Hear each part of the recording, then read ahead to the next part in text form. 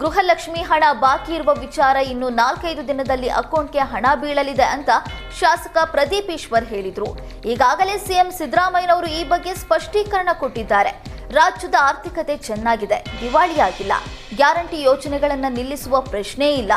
ಈ ಬಾರಿ ಸಿಎಂ ಸಿದ್ದರಾಮಯ್ಯನವರು 16ನೇ ಬಜೆಟ್ ಮಂಡಿಸಲಿದ್ದಾರೆ. ಬಜೆಟ್ನ ಗಾತ್ರ 4 ಲಕ್ಷ ಕೋಟಿ ಆಗಿದೆ. ಸಿದ್ದರಾಮಯ್ಯನವರು ಆರ್ಥಿಕ ಚಾಣಕ್ಯರು, ಎಲ್ಲವನ್ನ ಸರಿದೂಗಿಸಿ ಕೆಲಸ ಮಾಡಲಿದ್ದಾರೆ ಅಂತ ಹೇಳಿದರು.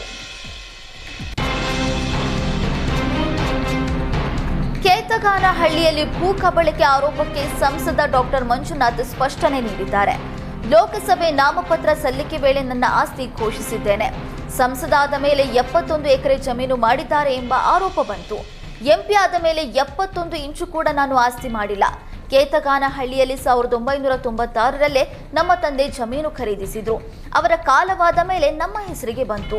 ನಾವು ಯಾವುದೇ ಭೂ ಕಬಳಿಕೆ ಮಾಡಿಲ್ಲ. ಸರ್ವೆ ನಡೀಲಿ, ಕಾನೂನು ಪ್ರಕಾರ ಹೇಗಿರುತ್ತೋ ಹಾಗೆ ಮಾಡಲಿ ಅಂತ ಹೇಳಿದ್ರು.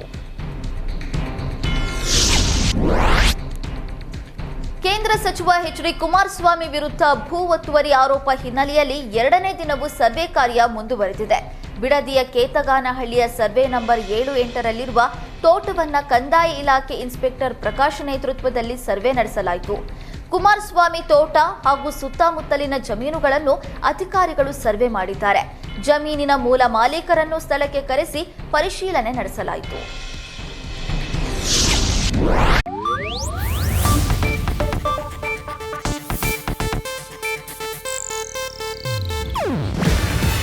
ಇದು ಏಷ್ಯಾನೆಟ್ ನ್ಯೂಸ್ ನೆಟ್ವರ್ಕ್ ಪ್ರಸ್ತುತಿ. ನೀವು ನೋಡ್ತಿದ್ದೀರಾ ಏಷ್ಯಾನೆಟ್ ಸುವರ್ಣ ನ್ಯೂಸ್.